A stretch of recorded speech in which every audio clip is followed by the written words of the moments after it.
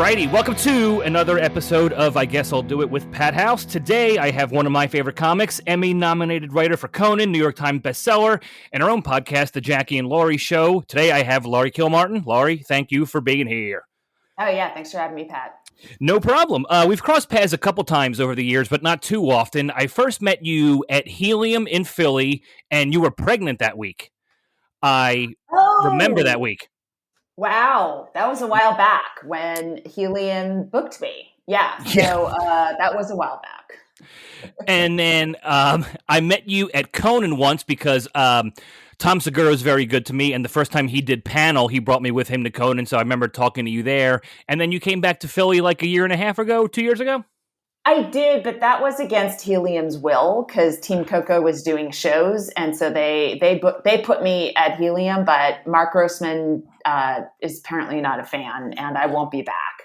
Oh, well, the Punchline, right? Oh, I'd love to work the Punchline. Absolutely. Yeah. It's a great club. See, well, I was going to get to this later, but the San Fran Punchline might be my favorite club in America, and the Philadelphia one is just wildly different. It's still a good club, but it's wildly different. Does it have that intimacy of the beautiful pink? San Francisco feels like you're performing in pink pillows, and it does. It's lovely. Tom Rhodes said performing at the San Fran Punchline is like still being in the womb. It feels like it. No matter what comics I talk to at any levels, whether they're features or headliners, like if you've done the San Fran Punchline, I've talked to a million comics who just say that club is absolutely one of the best. And I completely agree. Yeah, I hope it survives. I mean, I know Google bought the building that it leases, and it was going to turn it into like a employee hangout area, which is so sickening. And then there was like an outcry that led by Dave Chappelle, if I remember correctly, and the mayor of San Francisco gave it some sort of heritage position, but or a legacy or designation. But I don't know if that's going to help it through this stuff. Yeah, like the kind of like a historical marking where you can't touch the building kind of thing. Yeah, but it wasn't that strong where it's still up to Google and you have to rely on their inner goodness, which is a huge problem. Yeah. So on this podcast, I love talking to comics about their early days and what got them into it. Now, did you start in San Fran? Yeah, I did. Yeah, I'm from Walnut Creek, which is in the East Bay. It's about 20 to, I guess, traffic, 20 to 60 minute drive into San Francisco. It should be 20 minutes. Yeah, my stepsister's out there. I'm very familiar with the traffic and the how a 20-minute ride can become 90. Yeah, because you're crossing bridges and it can always be troublesome. Was your very first set at the Punchline there, or was it somewhere else in the area? No. I don't think anyone's first set is at the Punchline because it takes so long to get past there. That's probably your 10,000th set. Okay. See, and I know they don't really have an open mic there, but I didn't know if they did back then. I know they rely on the Sunday showcases, but I didn't know if they had like a regular open mic or did at one point where any jackass can go up.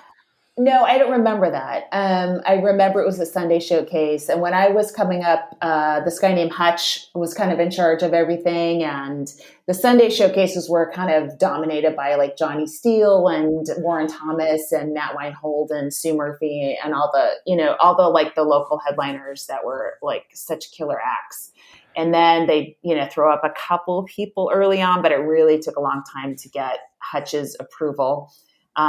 And I started, my first set was at this place called Foo Bars in Pleasant Hill. And I think it turned into an evangelical church and then a Chinese restaurant. I don't know what the location is now. And as soon as COVID's over, I'm going to go back up to the Bay Area and just check everything out. I have to put my mother's ashes in the niche anyway. So once I get the chance, I'm going to go take a tour of everything because I've become incredibly nostalgic since I've been trapped in my home and I just want to see all the old stuff again. Yeah, long for anything else. So let's backtrack a second. What got you into it in the first place? Like what drew you to comedy to even point you in that direction? I was a little bit lost at that time and was looking for something. I had initially wanted to be an actor. And you're supposed to say actor, but I guess I'm used to saying actress or whatever. But that was sort of my lifelong dream. And I pursued it by never acting. Okay. It was just like a thing in my head. And because I was a competitive swimmer, I never got into the theater, clique in high school because they were sort of competing times. So it was just sort of a thing I wanted to do, but was afraid to try. And then I started going to see stand-up. At that time in San Francisco, there was this club called The Other Cafe, and it was pretty famous. It was in the Haight, and it had the stage was next to a window, and you just had people walking by constantly. And so like Paula Poundstone and would just do, and Kevin Meaney would do like incredible crowd work with just San Franciscans. And this is like in the late 80s, early 90s. So it wasn't like tech people.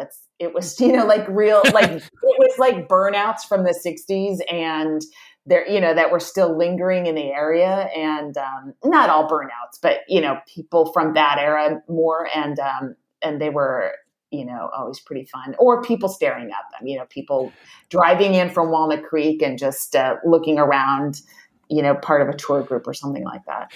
Yeah, the window thing is bizarre. I remember the first time I did Good Nights in Raleigh. It's in like a residential neighborhood, and there's like a home across the street. So I'm on stage, and there's kids on a play set, just like, and I'm watching them. The crowd is watching me, but I'm watching these kids. Hilarious. So did Good Nights move? Because I was there once with Tim Wilson, but I don't remember that. Did they change their location? No, I think it's still in that same old building. Okay, I guess I don't remember. I'm almost certain it's still in the same spot. Yeah. But I think Cap City is moving to a new spot because that club closed, and I think it's opening in a different part of North Austin, I think. Oh, I didn't know they were reopening. Yeah, I heard that was. Yeah, they are. But that's a bummer that closed because that was one of my favorite clubs too. That was always a good time that weekend. Yeah, I mean, what's weird? That club used to be, I think it was a Laugh Stop or Laugh Spot. There's like there was a small chain in Texas. One of them was a Laugh Spot, and then the other one was a Laugh Stop. And so I forget. I know what you're talking about, and I don't know the difference either. Yeah, so one of them had like a location in Houston and Austin, and the other one just kind of glommed onto that other. It was, relying on audience confusion and would get people coming to their place.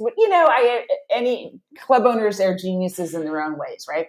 But when it was before Cap City took it over, the stage was in the opposite area. I guess what I'm saying is it was beautiful, like an incredible location, and then they kind of flipped it around within the building, and it wasn't as good as the original. But you know what? Now that they're moving, that's it's a new opportunity to design a great location.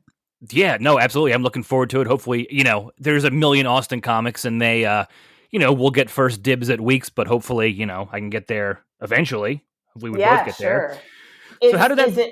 Go ahead. Go ahead. Is it the same people behind it, or is it like a Joe Rogan thing now? Or I don't think it's a Joe Rogan thing. I think it's through. I don't know if Helium bought it, but I think he might be partnering with the people that had it previously. I think there might be like a small partnership there. I think. Then I'll never work it. I'm telling you. Every club that likes me is being bought by Mark Grossman. This is awful. Well, at least we have a punchline here, so you can absolutely. We need you to come back to Philadelphia. Sure. Did you have good shows here? Do you like this city? Yeah, it was fine. Mm-hmm. Yeah. Okay, fair, fine. That's how. That's how I'm depressed by the news that the empire is growing. The empire that doesn't like me is growing. It's really sad. But they were fine shows. Don't shoot the messenger. I apologize. I know. So how did that very first set go? Were you one of the people that had a very good first set? Because I was one of those lunatics, but then I ate shit for the next 3 months. But the first one was great. Yeah, first one was great. I think most working comics have a first great set, and exactly that tends to be the case for a lot of people I've talked to. Yeah, because it sets up the illusion in your head that you can do it.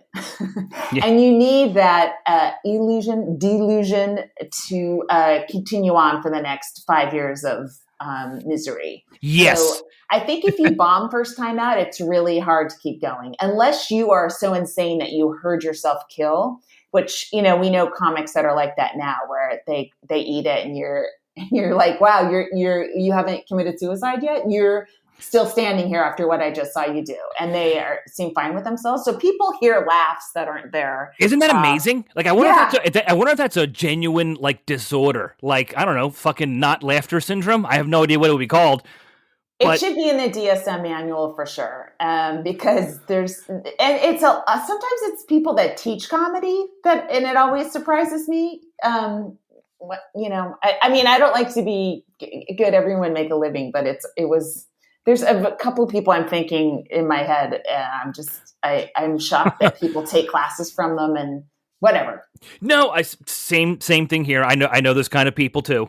Yeah. And even some of my very good, some friends way back in my early days would be like, yeah, that wasn't bad. And I'd be like, fucking dude, I would be miserable if I had that set. How are you even going to go to the bar to have one more? I'd be in my car on the way home. Yeah, but you see, for them, it probably wasn't bad. Oh, I mean, what they think is a kill set might be 6 laughs total in a half hour. So, that's not even fucking good. That's not even math. That's not even comedy math. No, it's bad news. So did you dive right in right away? Like after your first set, were you hooked and ready? Were you like sneaking out open mics anywhere you could? I was taking classes from this guy. Oh no, you know what? I did it, and then I did it 1 or 2 more times, and then I had a complete panic attack because the second time I did the same set and I bombed, and I was like, "What? I couldn't understand it." And this stuff killed my first time. Right. So then I kind of like took time off, and I started. I took classes. That's always like a solution, for some certain type. And so I took classes from this guy named John Cantu, who was a bartender at the Holy City Zoo, and he allegedly discovered Robin Williams, but they're both dead, so you can't confirm it. But Cantu was like a porn star, and one of I think he was Native American, so he had like a lot of unique things going on. And yeah, he was like one of like 16 kids and stuff. And it's weird. He was a pretty good teacher, and I never felt uncomfortable around him. And then the non-porn star I took a class from ended up trying to fuck me. So you never know who's going to be a terrible person. Oh my God, I love that you can differentiate. Like, that's just so funny that you have the two different mentors. There's the porn star. Well, my non-porn star teacher told me this, but my porn star teacher suggested I try this thing. Yeah, I mean, we would work out at the zoo in the afternoon, like, Saturday or Sunday afternoon. And so and the Holy City Zoo was notoriously pitch black when you walk in, except for the stage light, obviously. You couldn't see anything, and it was so tiny. And to walk in from the direct sunlight of San Francisco, on Clement Street to go into this pitch blackness was so glamorous, and then and then I think I was the only one of our class that kept doing stand up. But you'd practice on the stage and perform for the other people that were in the class, and then hopefully get used to it. But you don't get used to it. No, because you're trying to make your peers laugh, but everybody has their face in their notebook, and you're all comics, so nobody gives a shit about anybody else on stage. Yeah, except they're not comics yet. It was a lot of, and this is like in 87, 88, so people weren't, thinking, I don't know that anyone was thinking it was viable. I felt like everyone just thought it sounded like a fun class or something, and and it wasn't like Comedy Central was on telling you, hey, you can make a living doing this. It was just sort of this weird thing that some people were trying. So it wasn't as jaded as I would think a comedy class would be now, Yeah, with so many, I wouldn't even know what a comedy class would be now. They'd probably just tell you to go on YouTube or something. Like, I don't even know what a comedy teacher would tell potential comics now. I know somebody said, can I, pair you up with this person? She wants to start comedy. I'm like, what the fuck? Pair up. I mean, just like, pick my brain, that kind of a thing. And I said, I don't know what I would say. I mean, the only thing I ever tell anyone with stand-up is get more stage time, because you can't start doing the stuff you want to do till you're really, really comfortable on stage. And it takes forever to get that kind of comfort level. And you can't do that now. And the people that are really successful right now are doing, front-facing videos on TikTok. And I don't know how to do that. I'm not interested in doing that. I just want to get back on stage. So that makes two of us. That's why, yes. Oh, I could not agree more. I just want to fucking do stand up on stage. Yeah. I mean, I like watching that stuff, but it's it's just not what I want to do. I like watching a lot of things that I don't want to learn to do. Yeah. Now, so you just mentioned a good point. You said it takes a long time to get that, sense of comfort in comedy. When did you feel like you got comfortable? It was different levels. I felt very comfortable when I moved to New York City in the late 90s, because I just worked a ton of road rooms. So I felt very comfortable in any road situation or one-nighter situation. And then when I got to New York, I was very uncomfortable because now it's New York City. There's short spots, and the audiences are very different. And it's like you didn't come to their hometown of, Schittsburg, South Dakota, North Virginia, whatever, they either live in New York or they came here and they're expecting a show. And so their expectations are really different from a comic than somebody that just gets tickets to the local club in their neighborhood.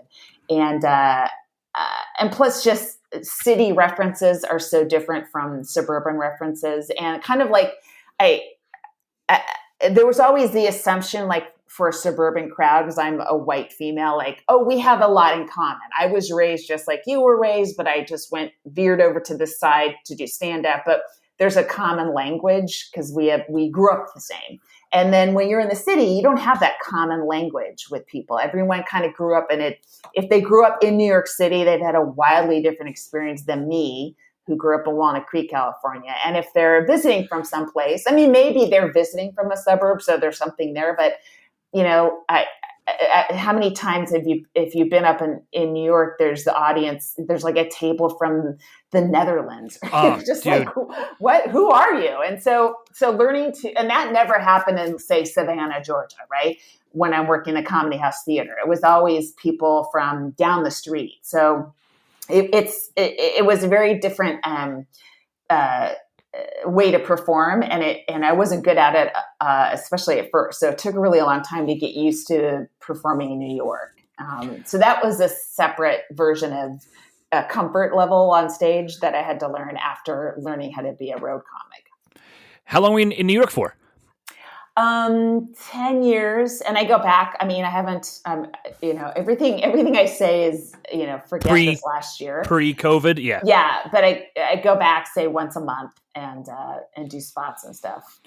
I did it for a year, but I didn't even I'm from Philly, started here, still here. I did New York in 2011, but I didn't even try. Because I wasn't getting on anywhere. Yeah. I was already featuring at a handful of clubs. So I'm not known by any means, but I'm getting paid work consistently. Yeah. And I'm at these open mics that are at 4:00 in the afternoon. And I could easily make a phone call to friends in Philly or Jersey or even Baltimore and be like, hey, anything this weekend? And be like, yeah, cool. Well, I'm going to leave town to go get real stage time. So I didn't utilize New York at all. Yeah, I stopped doing road work, and maybe because I didn't have any resources on the East Coast. If I had had that, maybe I would have taken that option. But all of my stuff was in the Northeast and the West. So I was all in New York City, and I had a day job, the first time in 12 years. And I was like, I'm just going to do spots every night and embed myself and make myself a New York comic. Oh, hold on. I just had a thought and I completely lost it. Hold on. Well, you just talking about New York. Oh, there we go. What was your day job? Whew. Oh, I was a web I coded HTML for websites and a little bit of JavaScript and some CSS. If anyone out there knows what the fuck I'm talking about, I do not, but I really wanted to know what you did because I bartend and wait tables, but like I still love it. Like I like where I work, I like who I work with. They accommodate me, so like it's not an issue with comedy at all. I could be like, hey, I have to take a week off, and they're like, okay, no problem. So it's like I got a good thing going. So why, oh yeah, leave it? I worked at this place called CMP Media. I think they're out of business or they were bought. I'm pretty sure they were bought. But they had a bunch of like business websites, like computer or internet related websites that were pretty popular at that time. And so I had to make sure that all the sites looked good on all possible browsers. So we're like, Okay. and this is like where, we're even checking Netscape. It's like Netscape Explorer. There's this little browser called Opera that only like 5 programmers on Earth ever used. And I was like, oh, it looks bad on Opera on Windows. Fix it. So there's a lot of that stuff. And so I was able to do some road work with it because I would bring my little MacBook with me, but it was mostly an in-office job. Okay. Now, did you do any TV writing when you were in New York? Yeah, I wrote for my first writing job was Tough Crowd, which was the show on Comedy Central with Colin Quinn. Oh my God, it's one of my favorite shows of all time, and I was obsessed with it when I was when Tough Crowd was on Comedy Central. I was just starting to do stand up, but I was like fucking obsessed. I loved stand ups. I'd watch it every night. Oh yeah. And I remember you were on an episode. Well, I've seen you a bunch of times on it, but you were on one with Louie. No.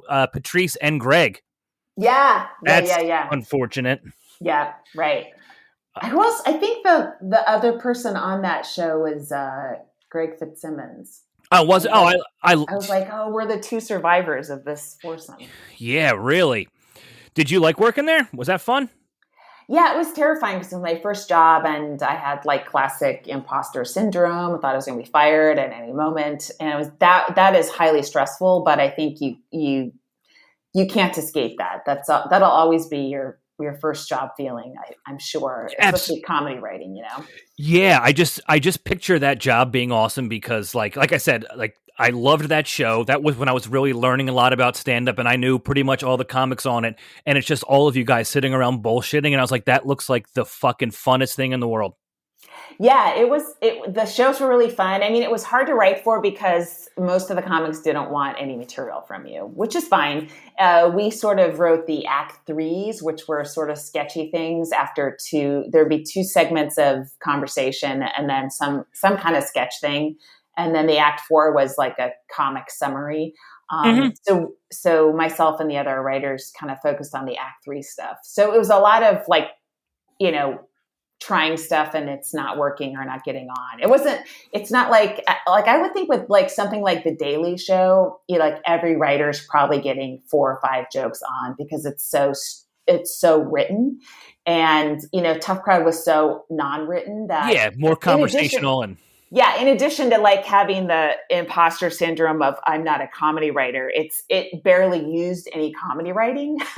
So that made me more insane. I didn't realize some shows are just unstructured that way. And others, I mean, enjoy it while you have it, because when you're on a show that's highly structured, you're churning out stuff nonstop and they both pay the same. Yeah. Did you prefer to write or did you like being on the panel more, or were they both? Oh, I loved both. I mean, the writing was just the whole, I felt like, oh, this is such a better day job than web coding, because to me, it's always been a way to stay in comedy while I still did stand up, and after I had a kid, it was like, oh, this is how I'll do it. This is how I'll raise a son. But at that time, I don't know, I guess, it's so hard to make a living as a road comic. Yeah. And it's a really hard life. And I had done it for like 10 years because I had barely anything to pay. Like I had roommates, so my expenses were really low. But at some point you're like, do I want to just keep existing on $2,500 a month before, and you still have to pay taxes. Like you just get exhausted. And, again, this is when I was sort of, maybe switching over to writing, as thinking, well, this will be my income, my prime income.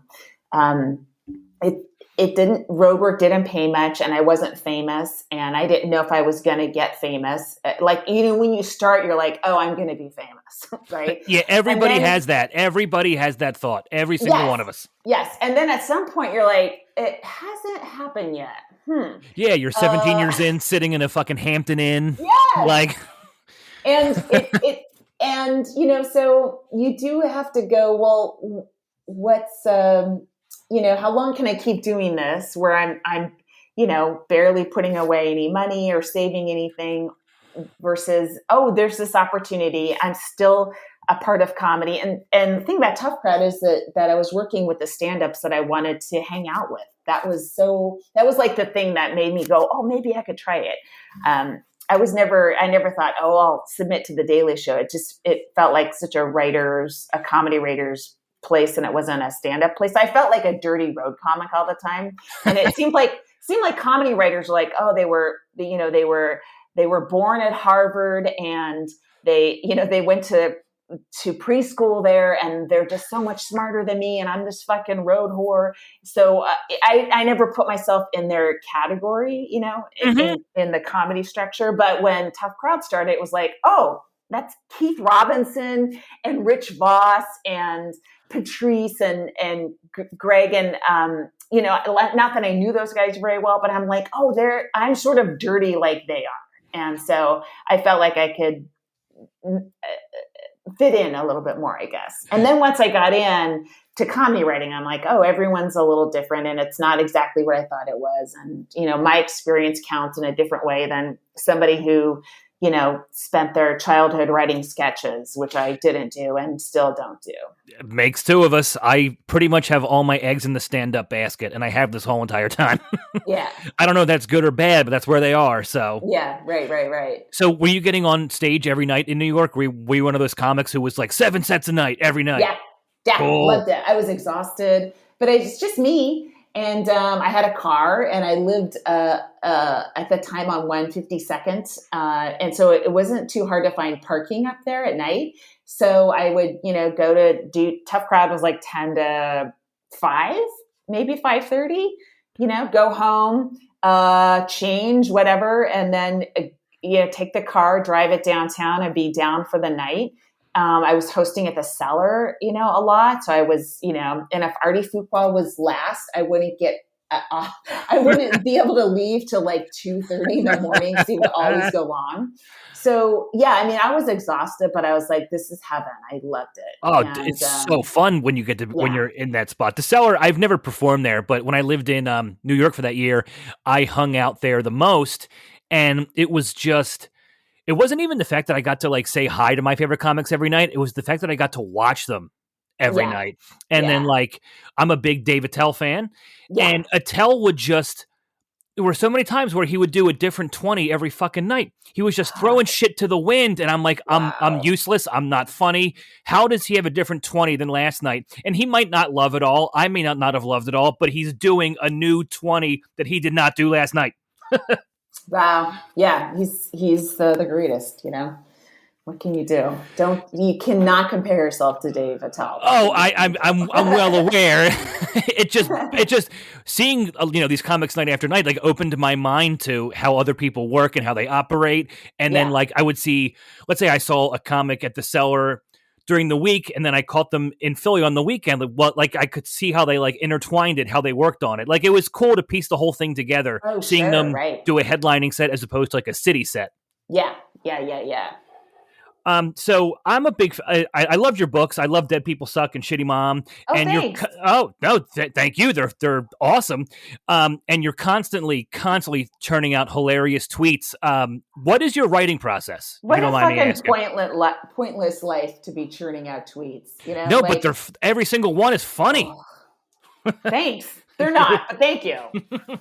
But I mean, at least a book, it's like hardbound, someone can get it. Like I regret all the energy I put into Twitter, but I can't seem to stop it. Did you always want to write a book? No. That sort of, do you know Dan Dion? He's at 800-pound gorilla.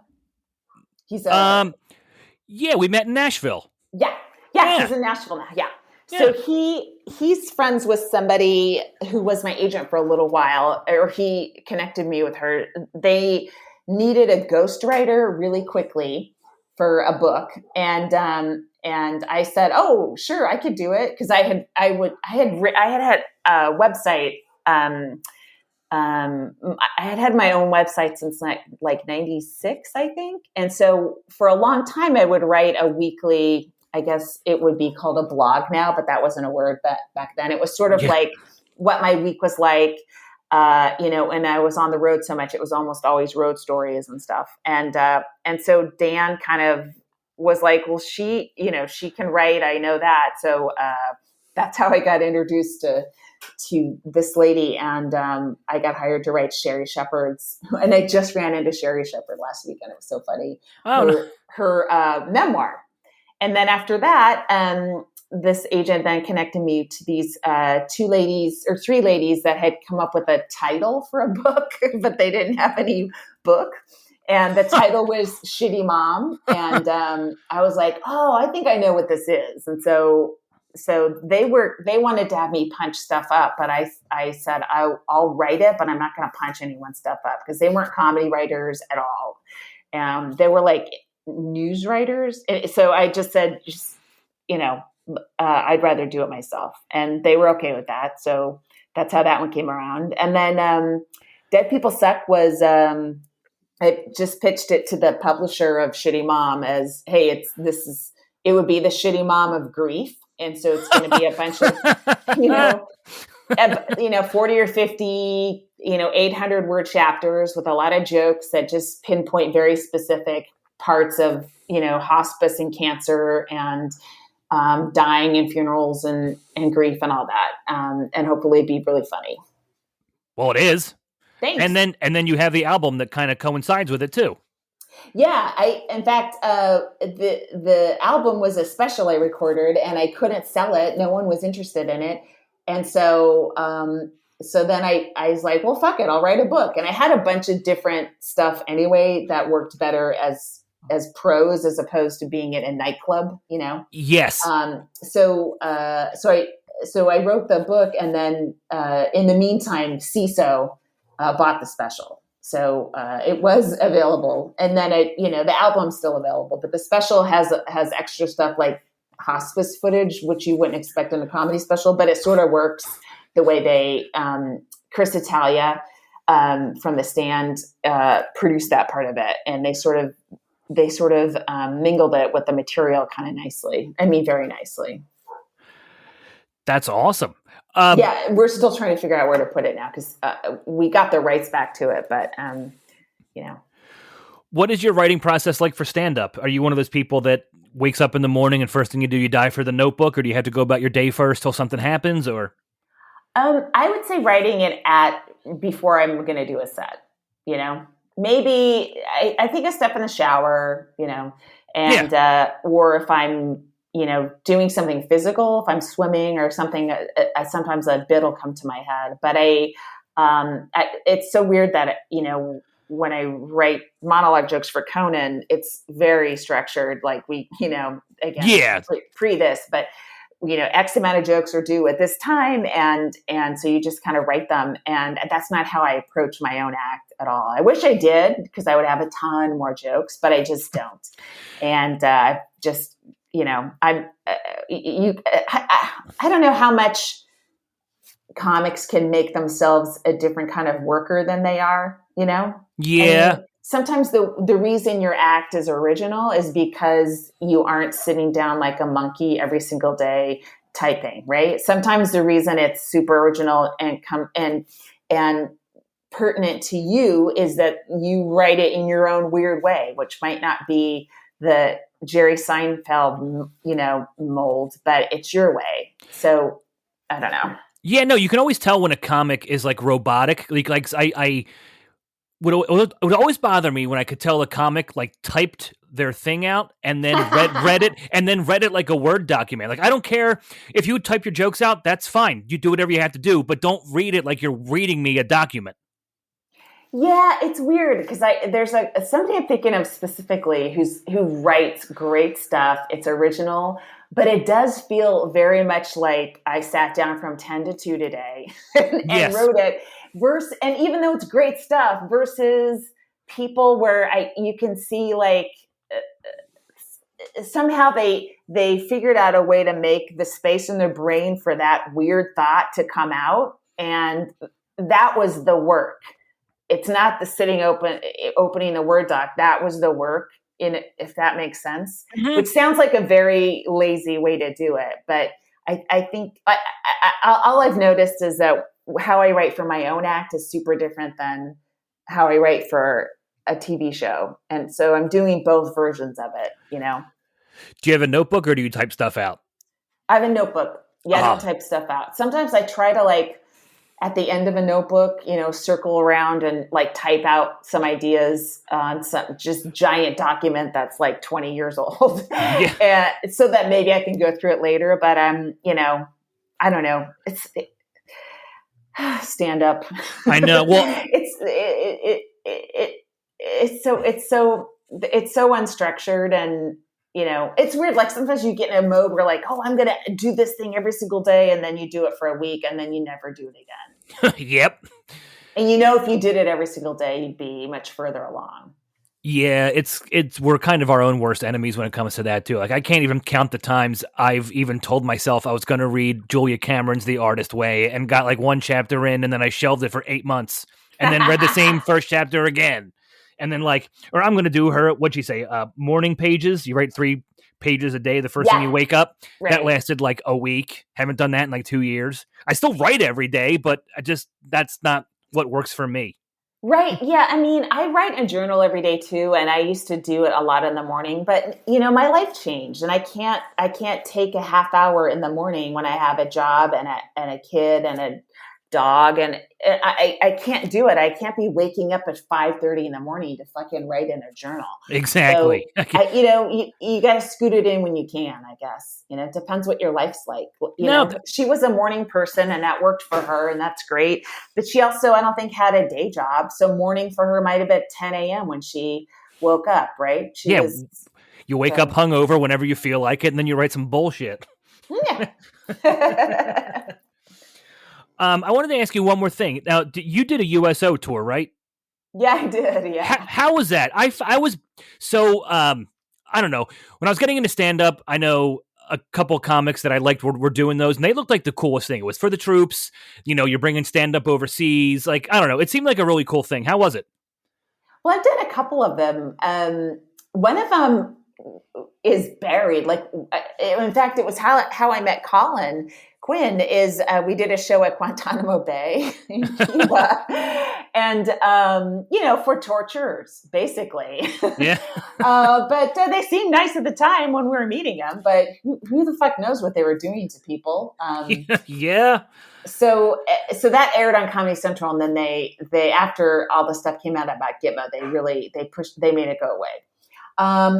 But it was a lot of fun because I was hanging out with fun comics, and then I did a show with Jim Norton or a tour with Jim Norton and Colin Quinn in 2004. We were in Iraq, and you know, it's a great experience, you know, and you get, you know, it's doing like these ad hoc shows on picnic tables, and you know, sometimes they're not the greatest crowd because they're stressed or they're on high alert. Yeah, I can imagine the crowds are a little bit different than when they walk into you know, an improv. I mean, and it's mostly male, and it's a little more female now, but it's still mostly male. So that's and young male, you know, like so, you know, that changes some of the jokes you're going to do.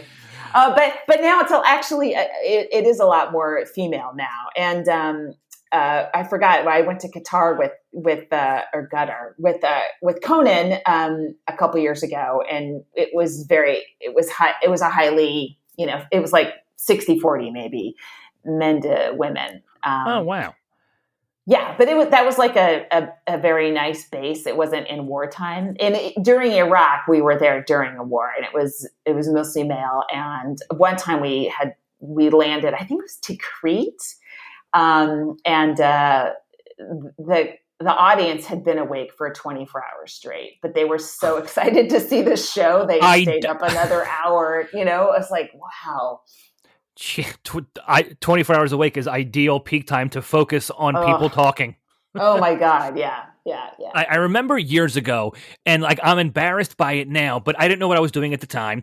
I was just a host. I had, realistically, I'm doing 15 on stage, but I probably have a good 20 to 25 I'm working with. And I knew David Tell did a lot of those USO shows. So I was hosting for him, and I asked him how to get on him. And it's like, what the fuck would I have done? My 15 minutes? Like, I had no act. Like, I'm 4 years in. What makes me think I could possibly go overseas and entertain the troops? But that's a real thought I had, and I threw it out there. So, yeah, I mean, it's you do feel like I was way too much of a novice to even think I could, like. I mean, now I've headlined. I have a couple albums. But I had nothing. I don't know what made me think I could have done it. Oh, well, what makes you think you could do anything? Yeah. I do feel like how people talk about comedy now, especially now, saying it's so important for people to laugh. Like, it actually, those shows feel like that description when you're in a wartime setting. Like, they're so fucking thrilled you're there. No one's thrilled you're at the Funny Bone, Yeah. In fact, they feel harangued into attending your show, but they are literally thrilled when you come visit their base that's under constant attack. So in that sense, it feels like how people tend to describe comedy when they're talking about it in these ridiculous, praising ways. It seems like such a cool opportunity, man. Like, just seems like, I don't know, like you said, you were on picnic tables. Like, that shit just seems so cool to me. It's so bare bones, but you said not every show is good, but you're standing on a pickup table under a tent next to like a rocket ship. And that just sounds like something really fucking badass that people would appreciate, Yeah. Although the funniest thing that's ever happened is one time during the first Gulf War, I was in Kuwait with Daryl Lennox, who I think lives in Canada now. He's a super funny guy. And we were on a picnic table. It was during the day. It was in Bahrain. We were mostly in Kuwait, but this was a little excursion to Bahrain. And at the time, Bahrain was the only place in the Middle East where you could drink. And so the troops were hammered, and it was noon.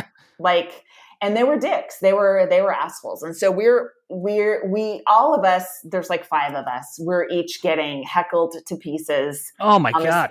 Picnic table by these fucking asshole drunk troops. And then Daryl Lennox, of course, has been watching this whole thing, and he gets up and he starts talking, and this is the couplet I have in my head, where some troop couldn't take it anymore. And he yells at Daryl, "What do you have that I don't have?" Like something like, "I'm funnier than you." But he said, "What do you have that I don't have?"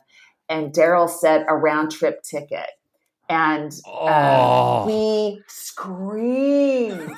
The comics were like, "Fuck yeah!" And then we realized, these troops are going to kill us. So then we just sort of were meekly, trying to stay away from them for the rest of the show. But it felt like such a victory, and not a victory like how people talk about shows for the troops. They're so appreciative. They usually are, but these guys were fucking drunk dicks, and they weren't. Okay, well, I'm glad you told me about the other side of the coin then. I appreciate that. Dude, thank you so much for being here. I love just we're not out doing it the way we should be. So this podcast was a way for me to have, some green room chat with my favorite comics. So I appreciate you being here. Is there anything you want to plug for my dozen listeners? Jackie and Laurie show is me and Jackie. Yep. If you like comedy talk, Jackie and I, that's all we talk about. We don't have guests. It's just us talking about our previous week, and then it devolves into other shit too. Oh, she's so awesome. I featured for her a couple times over the years. Yeah, she's great. Wow. Yeah. So listen to that. That's about it, I guess. Awesome. Thank you so much for being here. Thanks so much, Pat. No problem. Hope we cross paths eventually when all this bullshit's over. Yeah, me too. All right, cool. Laurie Kilmartin, thank you for being here. Thank you.